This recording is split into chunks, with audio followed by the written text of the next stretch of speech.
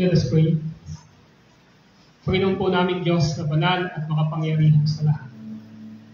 Maraming salamat sa inyong patuloy na biyaya na gumagawa sa aming mga buhay upang kami ay pagsama-sama ninyo sa araw na ito upang ikaw ay aming sambahin at pasalamatan sa aming mga buhay. Lahat po ng aming inawit ng pagsamba ay pagpapahayag ito ng inyong kabutihan, ng inyong pagiging Diyos, ng iyong pagiging Panginoon ng aming po mga buhay at ng iglesyang ito. Kaya Lord, maraming salamat at sa aming pong pagpapatuloy ng aming pagsamba sa pamamagitan ng pakikinig at pag-aaral ng inyong salita na ipapangaral ngayon ay mabigyan ka namin ng karangalan habang kami ay nakikinig, lagay namin sa puso namin na sumasamba kami sapagkat ang salita niyo mismo ang inyong boses sa aming pagsamba ngayon upang turuan kami upang ang salita niyo ay makarating sa amin at maging gabay namin sa landas ng aming tinatahak sa pamumuhay dito sa lupa. Hayaan niyo po na magdala po ito ng kalwalatian sa inyong pangalan, magbigay po ito ng pagbabago sa aming mga puso, at higit sa lahat maintindihan namin na niligtas niyo kami upang hindi magkompromiso, upang hindi umayaw sa takbo ng mundo, upang hindi ibigay ang aming buhay sa inaalok ng sanlibutan ito, kundi ang buhay namin ay para kay Kristo. Sa aming paksa na pag-uusapan mula sa inyo na dadalahin ng inyong abang lingkod, tulungan nyo na matuto ang lahat ng narito upang na sa ganon ay maunawaan namin na ang bawat magulang, ang bawat kabataan ay magkaroon ng tamang kaalaman buhat sa inyong salita kung paano namin tuturuan at kung paano i-apply ang sinasabi ng 2 Korinto, Kabanatang 6, Talatang 12 hanggang 7 at versikulo 1. Samahan niyo po kami, bigyan niyo po ako ng wisdom at patuloy namin itatanghal lamang kay kayo at nais namin marinig ang inyong salita. Sa pangalan ni Kristo Jesus, Amen and Amen. You may be seated. Amen. Muli po isang pinagpalang umaga sa inyong lahat. At medyo maraming bakante upuan ngayon. God knows bakit yung iba nating kapatid ay wala po rito o nakaliban. Pero we are thankful and grateful sa Panginoon sapagkat alam ko na ang Diyos lang naman ang naglalagay ng conviction sa puso natin para sambahin siya sa araw na ito. Amen? So si Lord po ang naglalagay sa puso natin, no? Ng desire upang magawa natin ang kanyang kalooban at naisip sa ating mga buhay. Muli, nais kong buksan ninyo ang inyong mga Biblia sa ating series. At ito po ay ang ikatlong bahagi ng ating pag-aaral. Dito sa series natin sa 2 Korinto, Kabanatang 6, ang talata po ay 14 hanggang Kapitulo 7 at talatang 1. Ganito ang sinasabi ng salita ng Diyos. Huwag kayong makisama sa mga di sumasampalataya. Maaari bang magsama ang katwiran at ang kalikuan? O kaya ang liwanag o ang kadiliman? Maaari bang magkasundo si Kristo at si Bilian? Ano ang kaugnayan ng mananampalataya sa di mananampalataya? O ng templo ng Diyos sa Diyos-Diyosan ng mga pagano? Tayo ang templo ng Diyos na buhay. Siya na rin ang may sabi, mananahan ako at mamumuhay sa piling nila. Ako ang magiging Diyos nila at sila'y magiging bayan ko. Kaya lumayo kayo sa kanila, humiwalay kayo sa kanila, sabi ng Panginoon. Huwag kayong humipo ng anumang marumi at tatanggapin ko kayo. Ako ang magiging Ama ninyo at kayo'y magiging anak ko, sabi ng Panginoong makapangyarihan. Chapter 7, verse 1. Mga minamahal, yamang ipinangako sa atin ang mga bagay na ito, linisin natin ang ating sarili sa lahat ng nakapagpaparumi sa ating katawan at espiritu. Sikapin nating mamuhay ng may takot sa Diyos hanggang sa lubusan nating maitalaga sa Kanya ang ating sarili. Purihin ang Diyos sa Kanyang pong mga salita na ating pagsasalu-saluhan at ipapaliwanag sa umagang ito. Once again, ang title po natin for the part 3, and this is the last of our part 3. Sa 2 Corinthians 6:14, chapter 7, verse 1. Lord willing, we have another topic sa pag-aaral po natin sa susunod na Sunday. Ang ating title, once again, ang Kristiyano at ang di-Kristiyano. Usapang relasyon, part 3. So, nabasa na natin ang passage, 2 Corinthians chapter 6, verses 14, 7, and 1. By way of my introduction, ang sabi po, sa aking pasimula, sa ating pagsunod sa Diyos, ang Kanyang mga salita, ang ating panuntunan at hindi ang turo ng tao, ng ating kuro-kuro, ng ating pakiramdam o ng emosyon. Sabi po ni Dr. John MacArthur ay ganito. The more you study Scripture, the more your mind will be filled with God's principles. As those principles in your mind begin to control your behavior, you will understand how rich you are and you will be able to enjoy the Christian life.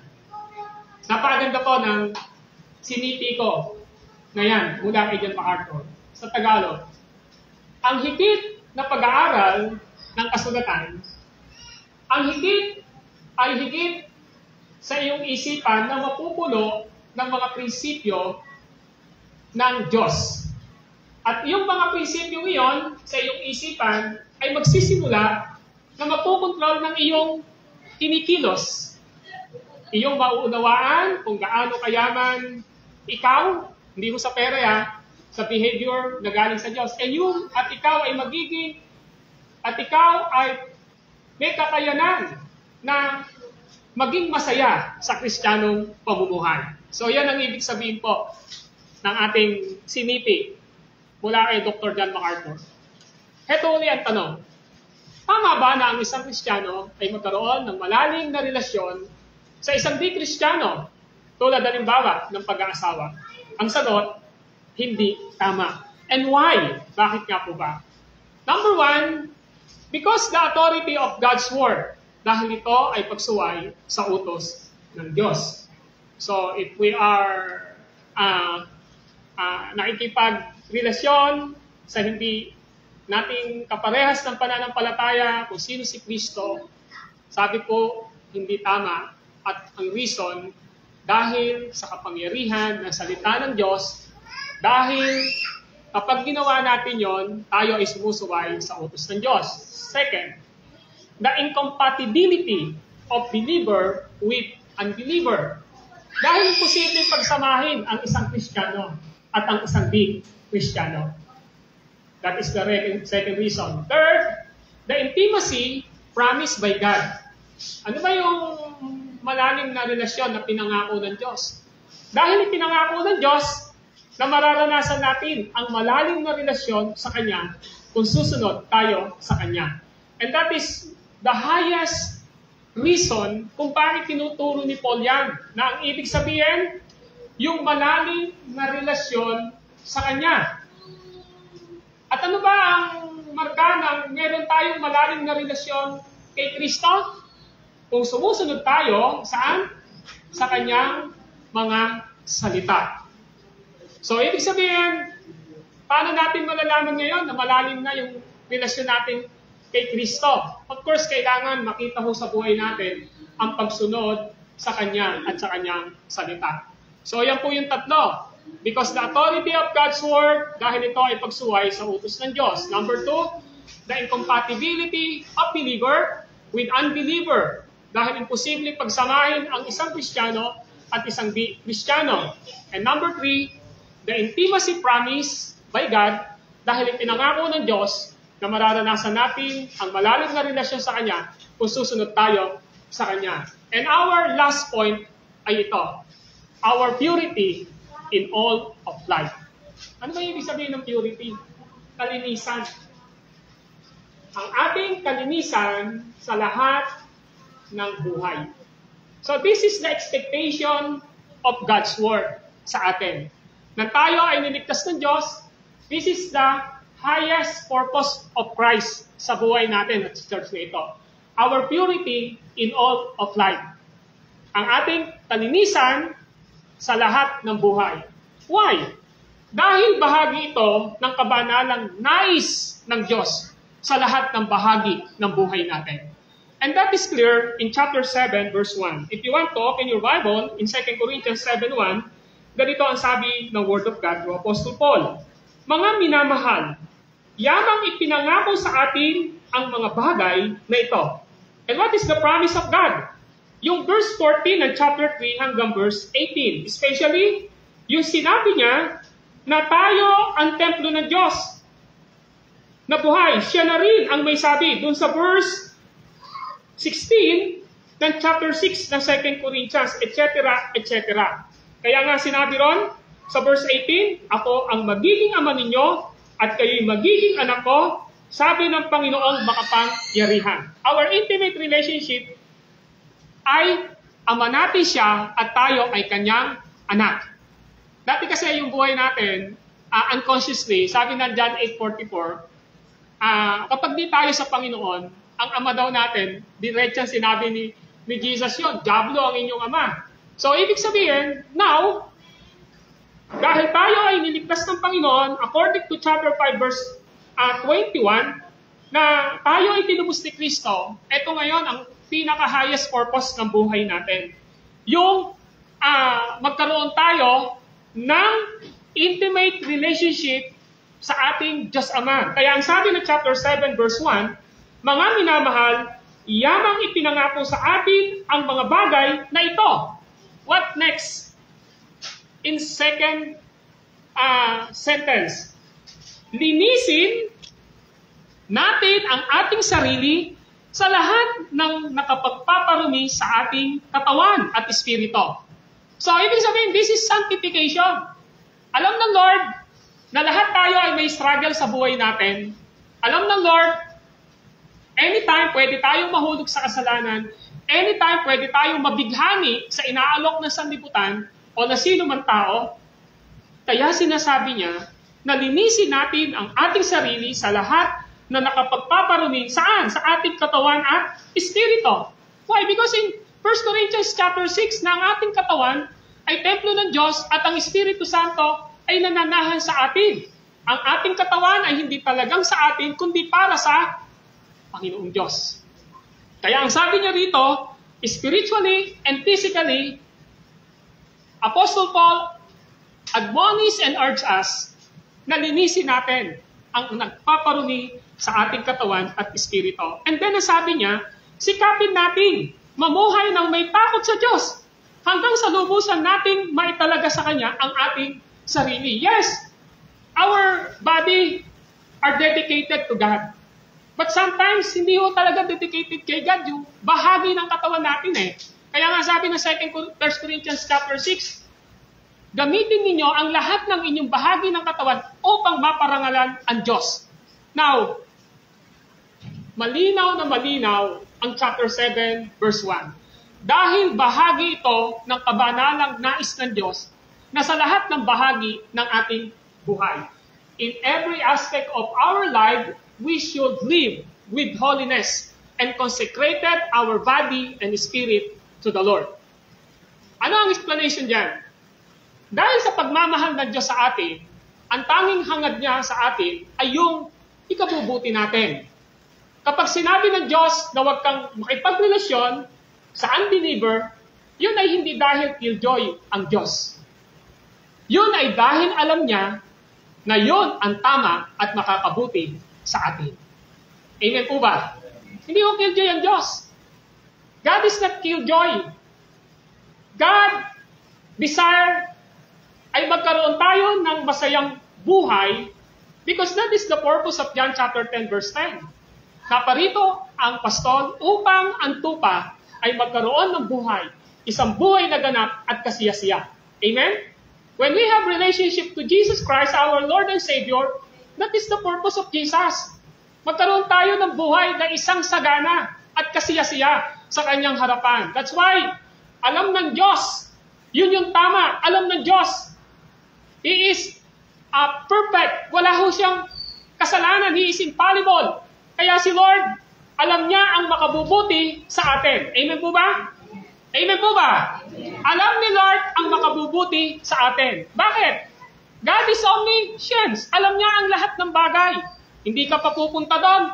Alam na ng Lord na may mangyayari sa yung hindi maganda o kaya i-bless ka niya o hindi ka niya i-bless. Dahil alam ng Lord ang lahat ng bagay. Wala ka pa sa isang lugar, andun na yung Diyos. That's why everything that happened in our lives, si Lord ay may purpose sa buhay po natin.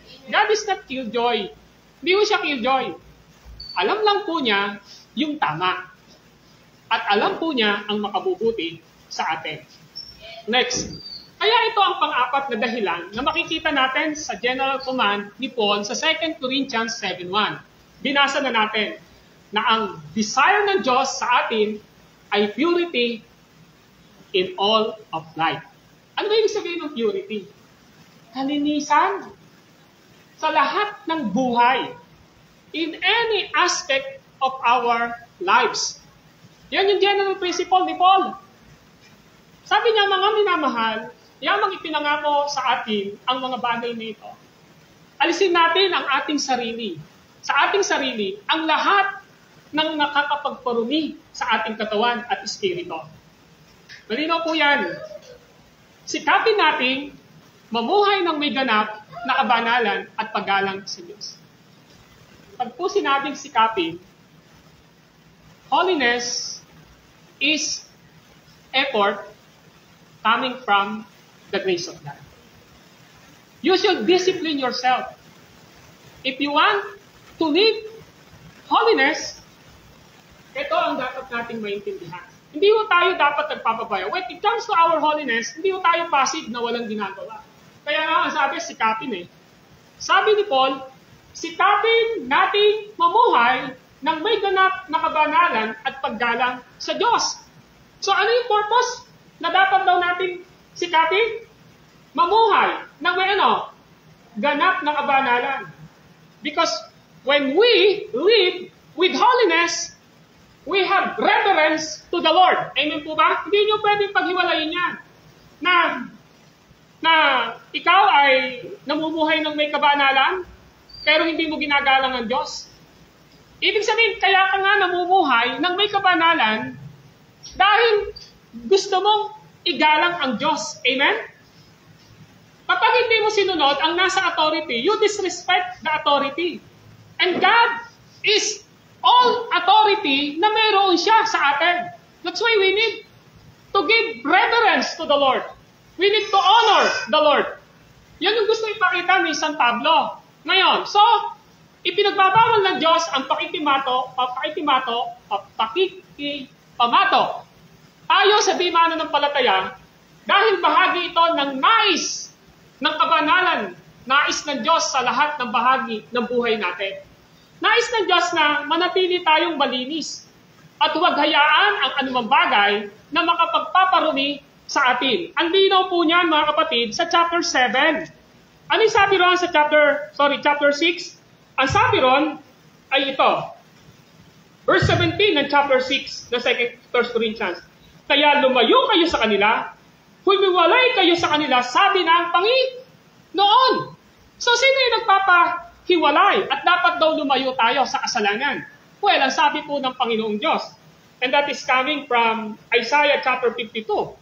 So, anong ibig sabihin? Ang ibig sabihin, nais ng Diyos na manatili tayong malinis at huwag hayaan ang anumang bagay na makapagpaparumi sa atin. In other words, our motto as a Christian ay ito, no compromise. Huwag natin ikompromiso. No compromise ang dapat na motto nating sa Christian life natin. I don't want to compromise my faith dahil lamang dito, na dahil lamang doon. We should be stand to the truth and nothing but the truth. Yan ang motto dapat natin, to compromise. Lord, ayoko pong magkompromiso. Ayoko ikompromiso yung aking sarili sa hindi mo gusto. Ayoko ikompromiso ang aking sarili sa mga bagay na alam kong hindi magbibigay ng katuwaan at kaluburan sa iyo. Next, ano ang pagsisikapan natin? That is the big question. Ano ang pagsisikapan natin? Ang pagsisikapan natin ay ito, ang mamuhay ng may ganap na kabanalan. Yan ang pinakamataas na pagtawag ng Diyos sa atin. Ang mamuhay ng may ganap na kabanalan. Hindi naman tayo magiging perfectly holy. Bagamat matwi tayo dahil sa katwiran ni Kristo, God continue to sanctify us. Yan ang ibig ko sabihin. We are not perfect holy. May mga lapses sa buhay natin. May mga weaknesses tayo. Pero, yes, yung tinatanaw natin sa dulo, complete holiness. Ibig sabihin, nung niligtas tayo ng ating Panginoong Diyos, let us evaluate ourselves now, mga kapatid. Nung nakakilala ka, o niligtas ka ni Kristo, ano na ang progreso ng iyong pananampalataya? Nung naligtas ka, ito yung bisyo mo. 10 taon ka na, 2 taon, 1 taon ka ng Kristiyano, pero hindi ka pa rin nagtatagumpay doon. Tama? Yung same sin na ginagawa mo, nung wala ka pa sa Panginoon, yung pa rin yung ginagawa mo. Kapatid, let us examine ourselves. Dahil ang purpose ng Lord sa buhay natin ay mamuhay ng may ganap na kabanalan.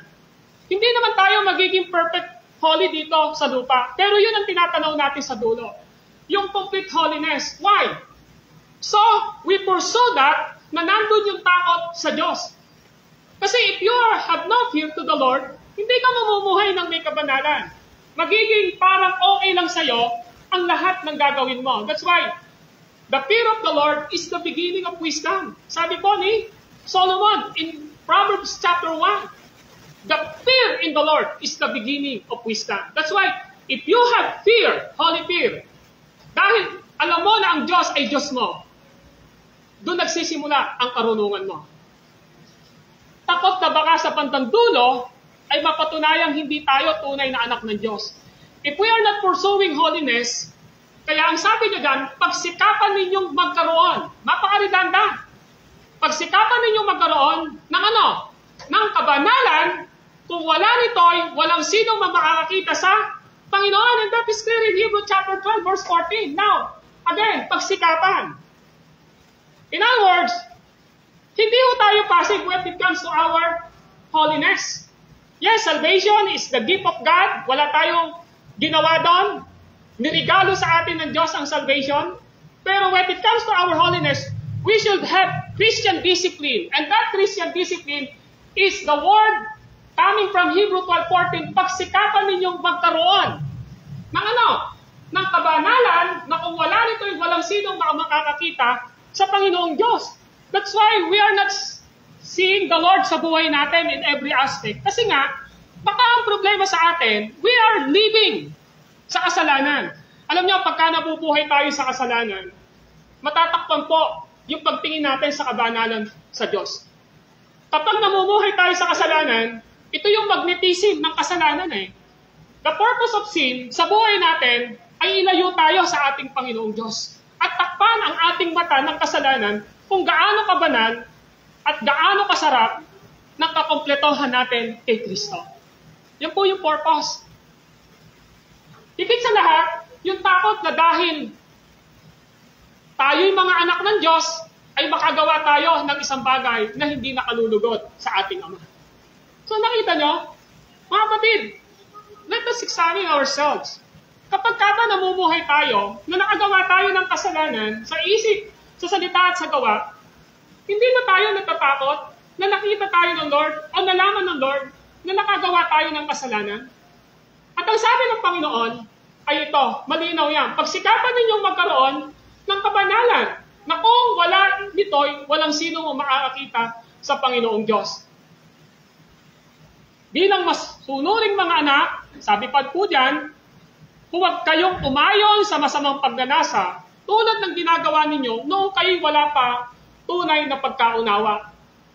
Dahil ang Diyos na pumili sa inyo ay banal, dapat kayong magpakabanal sa lahat ng inyong ginagawa. Ang sabi ng 1 Peter chapter 1, verse 15 to 16, sapagkat nasusulat, magpakabanal kayo sapagkat ako'y banal. Walang kinikilingan ng Diyos. Mga kapatid, hinahatulan niya ang mga tao ayon sa mga ginawa nila. Every decision, every deeds that we had committed from the past, there are consequences sa buhay po natin. Amen? Bakit? Walang kinikilingan ng Diyos. Hinahatulan niya ang mga tao ayon sa mga ginawa nila. At dahil tinatawag niya siyang Ama, mamuhay kayong may takot sa Kanya habang kayo'y nasa mundong ito. Amen? Mamuhay kayong may takot sa Kanya habang kayo'y nasa mundong ito. Ang tanong lang, pag ba nakita mo yung kasalanan, monster ba sa'yo yan? Dapat pag nakikita mo yung kasalanan, nakikita mo dyan si Satanas. Amen? Dapat pag may kasalanan na nasa harapan natin, nakikita natin dyan si Satanas, nakikita natin dyan ang evil. At ang design ng puso natin, why we overcome the work of the enemies in our lives because of Jesus Christ and His Spirit. Amen? Na nasa ating mga buhay. So, hanggat nabubuhay tayo dito sa mundong ito, ang sabi ng banal na kasulatan, mamuhay tayo ng may kabanalan. Ngayon, ang paikipagrelasyon sa isang unbeliever ay pagkompromiso sa mga Christian conviction natin. Generally speaking, this is not only for your paikipagrelasyon sa hindi mo kapwa mananampalataya. Lahat nito ay sakop. Sa trabaho mo, paano ka makipagrelasyon sa mga unbeliever? Kapag ka ba inaaya ka niya o nila nagawa ng kasalanan, ng bisyo, pinapahintulutan mo sila na sumama ka? Kapag ka ba may kasalanan na gagawin ng isang kasama mo, sasang-ayunan mo ba sila o ikaw ang tatanggi? That is general application po na ang paikipagrelasyon sa isang unbeliever ay pagkompromiso sa mga Christian conviction natin. That is the purpose kasi ang Christian conviction po natin is no other than ang Diyos po. We have no moral. Hindi po yung moral na conviction lang na gagawin mo to kasi natatakot ka. Gagawin mo to kasi yan ang sinabi sa akin. Hindi.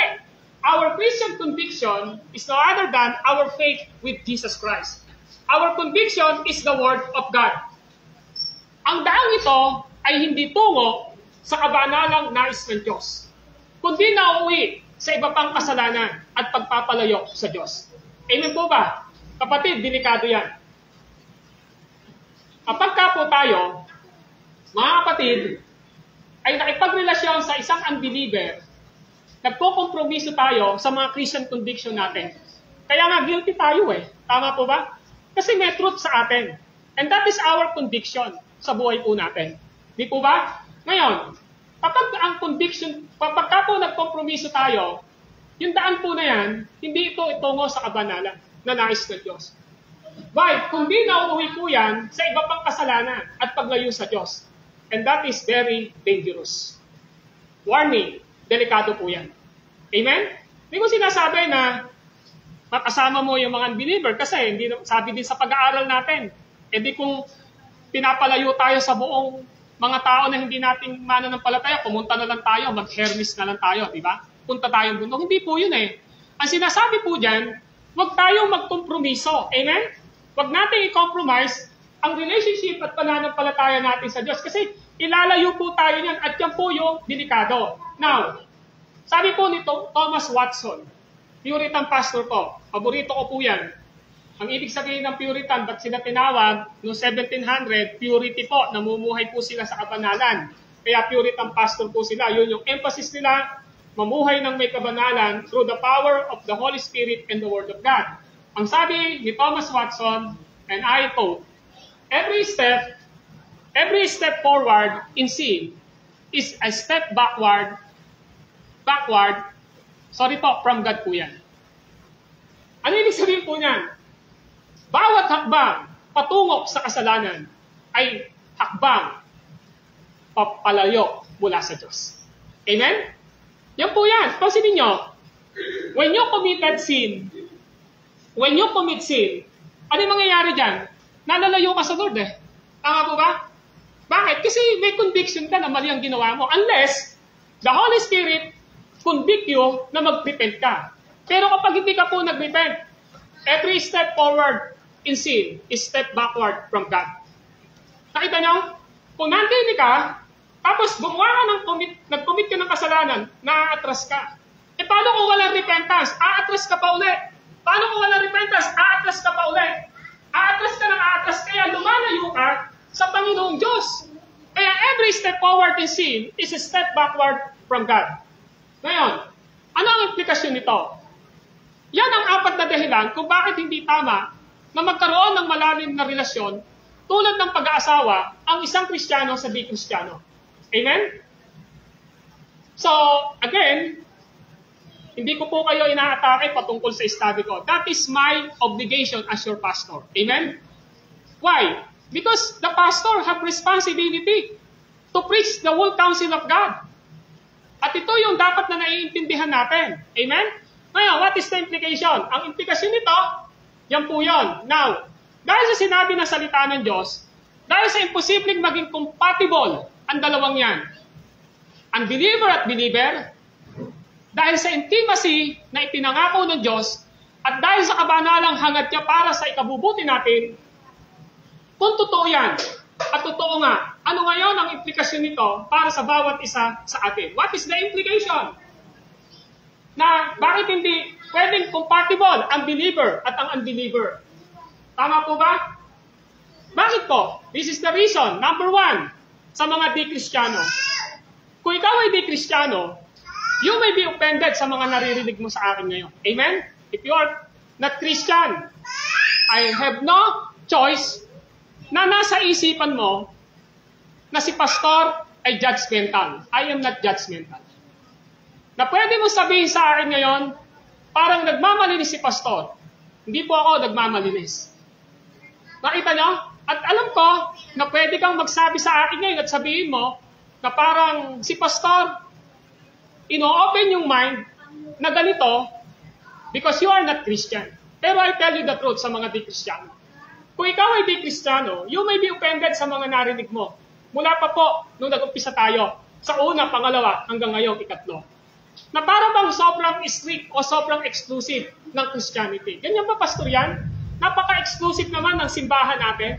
Well, kapatid, church is not exclusive per se. Everyone who want to come in our church are welcome. But when it comes to the teaching of the Word of God, we should be strict to what the Word of God teach us and taught us. Amen? Doon tayo nag-i-strict. So ngayon, ano ibig sabihin? But I hope na makita mo kung gaano kahalaga ang salita ng Diyos na paniwalaan at sundin natin. At ito naman, yung good news ng gospel. Na sa dami ng mga kasalanan at pagsuway natin, kung magtitiwala tayo kay Kristo, na siyang namatay para sa mga kasalanan natin at muling nabuhay, ipinangako niya na mararanasan mo ang kapatawaran at ang buhay na may maayos na relasyon sa Diyos. That is more important than any other relationship. So if you are not Christian, look your eyes on Jesus. Amen? Tingnan mo ang ginawa ni Jesus sa cross para sa iyo. You should receive Him as the Holy Spirit na gumagawa sa iyong puso ngayon, na siya ay maging tagapagligtas at Panginoon ng iyong buhay. This is not primarily na dahil yung iba sa atin dito ay mananampalataya or meron ditong hindi mananampalataya, yun yung pinaka-tinitingnan natin. No. Because the most important sa ating mga buhay ay ang relationship natin kay Kristo. Amen po ba? Why? If we have relationship with Jesus, na pinaniniwalaan natin, coming from the Word of God, na He is God and man, and He is included to the third person or the triune God, and He saved us sa pamamagitan ng kanyang kamatayan sa cross at kanyang pagkabuhay, na naranasan mo ang pagbo-born again ng banal na Espiritu sa iyong puso at siya ay naging tagapagligtas at Panginoon ng iyong buhay, you receive the most important relationship in this world. And that is your relationship with Jesus Christ as your Lord and Savior. Amen? Yan po ang pinakamahalaga. So, that is more important than any other relationship. Your relationship with the Lord. Kaya sabi ko, if there are unbelievers sa kalagitnaan natin, this is the highest purpose. Why Apostle Paul taught this epistle to the Corinthians church? At ganun din po sa ating lahat. Kasi ang pinakamahalagang relasyon na meron tayo ay ang relasyon natin kay Kristo. Why? Alam niyo ba pag namatay tayo, yung asawa mo, hindi mo na yan asawa sa langit. Magkapatid na lang po kayo ron. Amen? Yung nanay mo dito sa lupa, hindi mo na yan nanay sa langit. Yung tatay mo dito sa lupa, hindi mo na po yan tatay sa langit. Bakit? Lahat tayo doon ay magkakapatid na lang dahil kay Kristo. So ano po yung mahalaga? Ang mahalaga ay ang relationship mo kay Kristo. Amen? Ang mahalaga ay ang pananampalataya mo kay Kristo. Ang mahalaga ay tinanggap mo ang regalo ng pagliligtas ni Kristo sa iyong buhay. Yan ang pinakamahalagang relationship na meron ka sa buhay mo, kapatid. Na maging tagapagligtas mo si Kristo sa iyong buhay.